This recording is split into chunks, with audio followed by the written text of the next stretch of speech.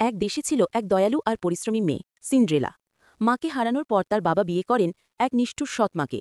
সৎমা আর তার দুই মেয়ে সারাদিন সিন্ড্রেলাকে ঘরের সব কাজ করাত। একদিন রাজা ঘোষণা দিলেন রাজপ্রাসাদে গ্র্যান্ড নৃত্য অনুষ্ঠান হবে, আর সেখানে প্রিন্স তার জীবনসঙ্গী বেছে নেবেন। সবাই সাজল, কিন্তু সিন্ড্রেলাকে যেতে দিল না সৎমা। সিন্ড্রেলা মন খারাপ করে বসে থাকলে তা দিকে পরি আসলো। পরি তার জাদুর ছড়ি নেড়ে কুমড়োকে বানিয়ে দিল চকচকে সোনালি রথ, ইঁদুরগুলোকে রূপ দিল ঘোড়া, আর ছিন্ন কাপড়কে বানিয়ে দিল ঝলমলে গাউন।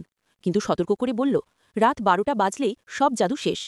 প্রাসাদের নাচঘরে ঢুকতেই সবাই তাকিয়ে রইল সিন্ড্রেলার দিকে। প্রিন্স তাকে দেখেই মুগ্ধ হয়ে গেল।